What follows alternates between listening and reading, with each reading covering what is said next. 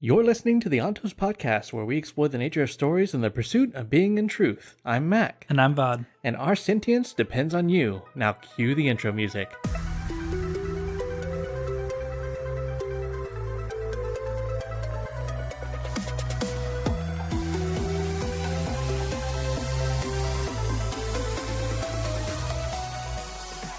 It seems Rashik represents a growing faction in the terrorist culture. A large number of the youths think that their unusual powers should be used for more than just fieldwork, husbandry, and stone carving. They are rowdy, even violent, far different from the quiet, discerning terrorist philosophers and holy men that I have known. They will have to be watched carefully, these terrorist men. They could be very dangerous if given the opportunity and motivation. All right. Chapter 10.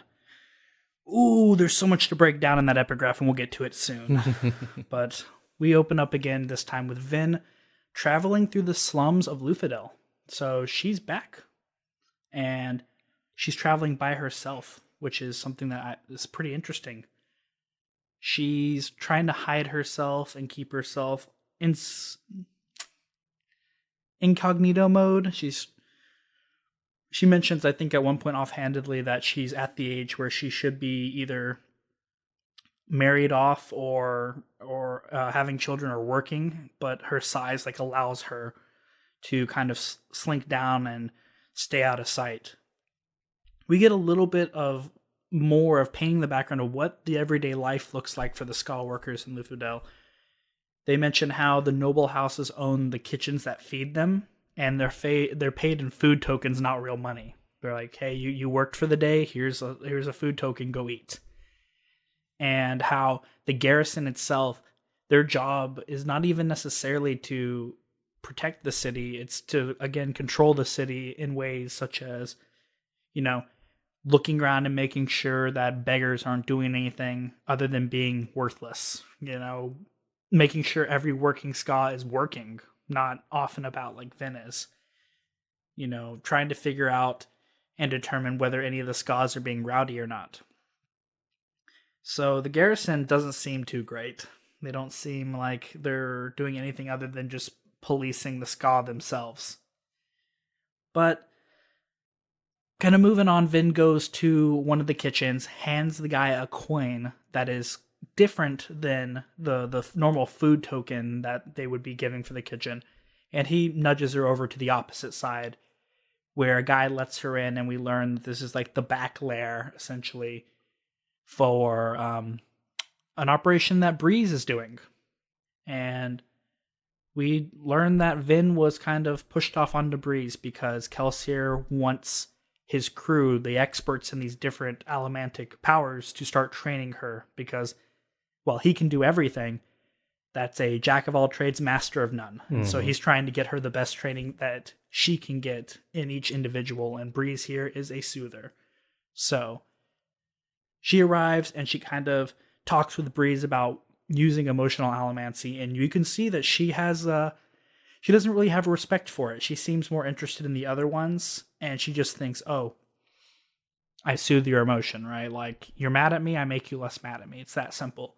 And Breeze goes into kind of like this elegant discussion of how, like, if you want to be a real soother, you want to be a soother that's good and worth their weight in gold, and you want to be able to actually get the outcomes you want, you have to be able to read the room. You have to be able to understand what emotions they're feeling, If you're feeling mad, you don't necessarily want to dampen the madness completely, or the anger completely. If you do, someone's going to recognize that. You might want to dampen the madness and dampen another emotion. You might and he just goes into how it's just more complex than you think. You have to know people. You have to know people. And Breeze knows people. And we see that he knows people very well, because his whole operation here is that he is going to let Kelsier speak, and essentially him and his team of soothers and rioters are going to smother emotions that they don't want at the correct time, and riot those emotions that they do want, and vice versa, in this speech to try to convince as many of them as possible to join the Skal Rebellion. Well, before Kelsier arrives, Ham arrives, and we get to finally see, kind of what we said about in our first episode here. Ham, it kind of exists to annoy Breeze, and here we go. Ham decides to come in and drop some philosophical question that Breeze warns Ven, don't bite, and Ben bites, and here we go. I don't want to say what was the question. The question was something along the lines of like, are we good people if we are overthrowing the final empire? Because the Lord Ruler is God, and if God has made this, then it should be right because he's the one that makes morality. And I found it very interesting that Ham might legitimately believe the Lord Ruler is a sliver of infinity. Or a piece of God himself. Yeah, I mean, yeah, because... This is a very, very big thing in Plato, which I'll bring up later, but... But yeah, he seems to actually believe it, at least with the questions he's been posing. I think in the meeting in earlier chapters when Kelsier's trying to actually convince everyone, he even says, you can't overthrow him, he's a slither of infinity. And so it's I guess Ham actually believes that. He believes the teachings here of the Still Ministry. And so he just poses the question to Ven, if that is actually true and he is, then going against him is doing evil. Is it not? And Breeze tells him to shut up. And Ham realizes Kelsier shows up, so he's going to go do his job and perform security, make sure no one else is showing up unwanted, and he's going to keep everyone out. And I'm not going to talk about this part in an extreme manner because you just need to listen to Breeze talk. Listen to the man perform his craft. Picking at his emotions, using colors, sending people out in different colors. Yeah, that signaling exactly what he wants. Yeah, no, this guy, it was awesome. Again, leave it to Brandon to take something that seems mundane and simple and show you how complex it can actually be and what you can actually do with it. It is awesome. But we get Kelsier shows up, basically is come fight. Without saying come fight. I want to say Breeze actually says he specifically leaves out, or it was Vin, he specifically leaves out damning information where he basically is it's because of the implications. It's the implications. But he's yeah, you need, he basically implies and tries to get everyone over here and says, hey, or it's hey, come join the rebellion, but doesn't say that out loud. So people have, deniability if they want. Mm-hmm. But people start getting mad at him, and he just shows the scars again. He basically says, the Lord Ruler, I'm something the Lord Ruler cannot kill. And then just leaves. And Breeze is well, we probably got 20 people out of that. So that was a good haul. But he points out that, they get about 20 people per meeting. They have a meeting every 2 to 3 days. How is he going to put up a 10,000 man army in a year with that? And by this point, we're assuming they're 4 months in, because I think that's what the time skip was in the last chapter. A few months at least. And so he's well, we need to go back. We need to call a meeting of Kelsier's crew to kind of determine how we're going to change this up, because I'm not going to meet quota with what's going on right now.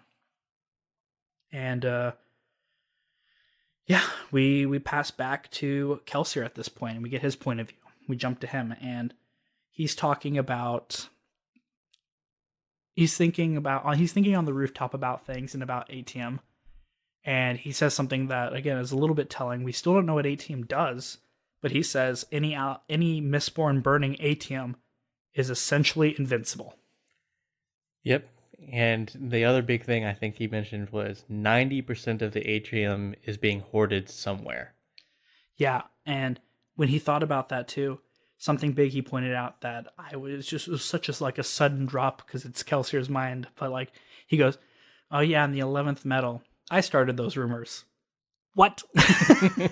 It has rumors that it's rumored to be able to grant a Mistborn the ability to kill the Lord Ruler, and yet he's the one starting because those rumors. I said so. I will do it, therefore it is. So many people have said. I'm just saying that many people have been saying about this 11th metal, and I've heard many people say it. So I mean, I'm just saying that many people have said so. This 11th metal. Yeah. So that was just kind of interesting that it was just such a casual drop. Oh yeah, I just made that up. But huge. This metal. Yeah, it's huge. But yeah, so Sazed shows up and realizes that Kelsier's just overlooking Creedic Shaw, which is the Lord Ruler's palace. The House of a Thousand Spires. Yep, and Sazed immediately recognizes he's probably thinking about Mare because he's there, he's overlooking it. That's where it all ended. And Kelsier thanks Sazed for coming to Luthadel because we again get this dropped that the Lord Ruler, since the beginning of the Ascension, has tried to hunt keepers to extinction. And he thanks Sazed for being a keeper and going like, you literally walked in to the house of the guy who's trying to kill all of you. Mm-hmm. And he respects him big time for that. But that epigraph, we'll get to it. I'm not going to interrupt my summary here. But Sazed mentions that the Lord Ruler fears his people because they do not he doesn't understand the Keeper's powers. And so it's confirmed. Sazed has some sort of powers, and it's not allomancy, because why would the Lord Ruler fear something that he is one? Maybe right? it's the power of friendship. I don't think so, though. The real religions are the religions we made along the way. Which Kelsier actually said, he was like something like, Yeah, are there any religions where they slaughter noblemen as a duty? And Sage's like, no. And he's like, oh, maybe I should found one. But yeah, getting to that, like Kelsier sits down with Sazed and just says, Sazed, tell me another religion. And so we learned that this is a reoccurring thing that Sazed does with maybe all people, is he tries to share his knowledge, share what the information he's been keeping with other people.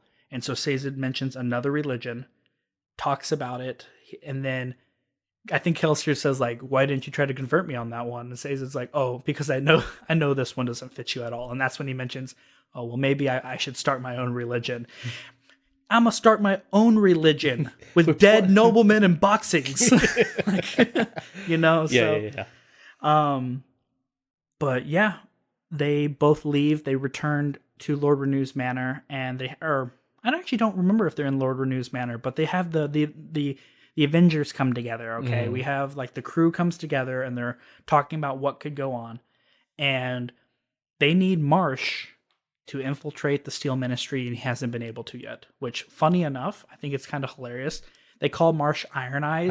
And they're like, oh yeah, we got to stop that, because like Steel Inquisitors legitimately have... Because of the implications. Yeah, because of the implications. But yeah, Steel Inquisitors literally have the spikes in their eyes, and so no one's like, yeah, we're not going to call them that anymore. But Marsh shows up. He has a hard time. He says he needs more time, and Vin's like, I got an idea. Kelsier probably, I don't think it says Kelsier's smiling, but Kelsier's smiling. He's like, He's always smiling. Got her. She's like, I got an idea. Came in, and one of our first things ever was working with this other crew leader, and they were Theron, and they were talking about how they're trying to, they have a front where they're gonna actually like try to ship up ministry goods, and through that, we learned that there's an obligator that takes bribes. Maybe we can bribe him to have another acolyte. I was thinking, it wasn't even ministry goods, it was ministry the acolytes. Yeah. So, could we sneak a little someone in there? Yeah, and so Doxson writes it down and goes, this is a legitimate thing. Maybe we can bribe them into sneaking Martian. That's the idea. And this chapter ends with the big kind of boot in the face, the shoe dropping, with the ministry has found Cayman's old lair, which means they might possibly be on Vin's trail. So it's kind of cool. This all is kind of coming back. We left the whole plan of like, oh, Cayman's going to do this thing. You thought that was all gone. Oh no, it actually was very relevant to us now, because we're going back to doing that plan. And Cayman's lair has come back as, a big deal. I knew, kind of working backwards through the chapter. The epigraph. I've been saying it. I gotta just jump into it. Let's go to that. So yeah, go ahead. I'm gonna go ahead and say parts of it again, right? Like, the epigraph in this one talks about how there's some guy by the name of Rashik. He's like, I want to say, he represents this faction of terracemen, apparently, that are violent. And we're learning, at least from the epigraph, that that's not normal to Terrace culture. They're not supposed to be violent. Yet this faction is.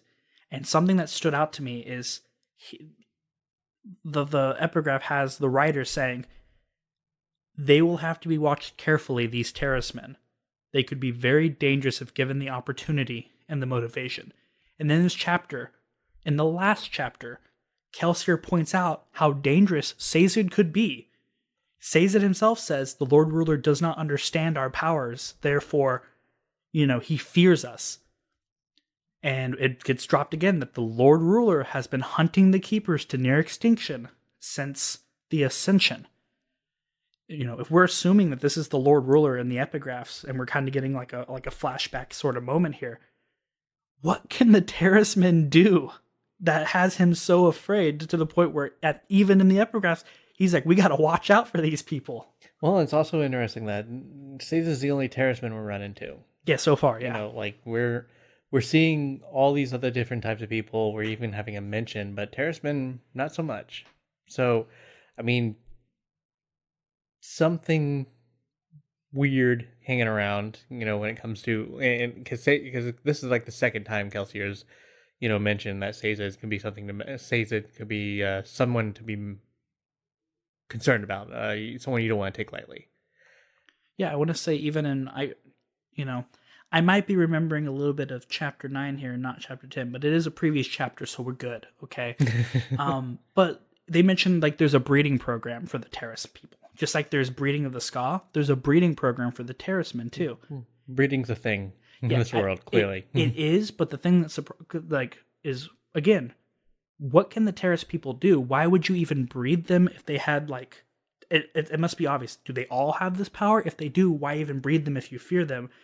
And if it's not that, what makes a Terrace person a keeper versus not a keeper? And there's just so much here. And that's the thing. It's we're going to probably hear some more about it because there's clearly a trope here or a thing that's happening in this world where people are named by, their ability to do things or not do things or, certain roles. If he's on Kelsier's squad, there's a reason. But getting back to, Breeze, I loved this chapter because it emphasized one of Brandon Sanderson's things about the magic system's not awesome because of what you can do. It's awesome because of what you can't do. Yep. And Breeze mentions that. He goes, I can't just sit here and make people do what I want. I can't just sit here and, make them feel the way I want them to. I can only change the circumstances surrounding them so much to try to hope that they're going to do what I want in the end. And then squelch the very specific things to get the outcomes that I want. Yeah, that's something we learned here, right? Because up to this point, with how Vin's used luck, with how Kelsier's done it, at least from what Vin said, it's like all emotions were being squashed down. That's what it felt like, at least to me, and the way it was described. It's like all emotions were squashed down, yet you heard Breeze, no, push this down, no, bump this up, no, we need to push this and this up at the same time while we're moving this. And it's like he could target individual emotions. And you would think it's obvious when you think about it, but it's yeah, this requires some nuance. And he even said if you do it wrong, then everyone's going to know you're doing something. And it makes sense, right? It's if you were trying to catch a liar, there are the really good liars who are really subtle and really kind of get you over a long period of time. A lot of their lies are mostly true. And then you have the liars that are very obvious, okay, it's essentially Inception, and I think this came out before Inception. I'm pretty sure it came out. I think it did. It was early 2000s, I want to say, is when it was released. Yeah. And so the concept of Inception of oh, I can't just tell you an idea. I have to make you make the idea yourself. And that's essentially what Breeze is saying he does. And so what I love about this is we're talking about one of the two of the elementic powers, and soothing and rioting.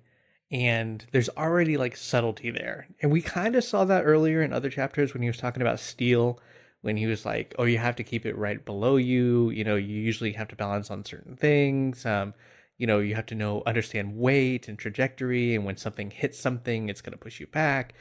Okay, we got maybe a little bit of those things, but seeing this kind of nuance was really, really interesting.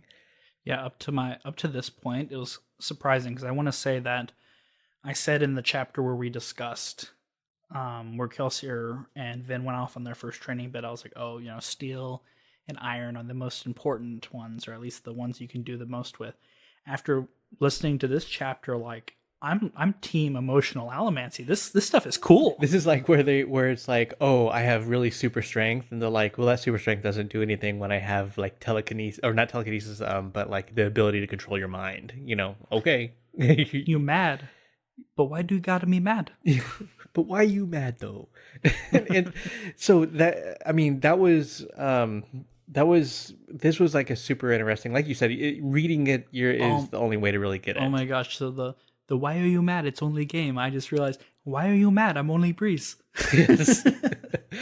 I'm just gonna mention this because I kind of nerded out a little bit. Ham brings up, are we good people? The funny thing is Plato literally has this thing. He writes this thing with Socrates. I'm more of a Kant man myself. Well, Kant was built off of this is the OG guy.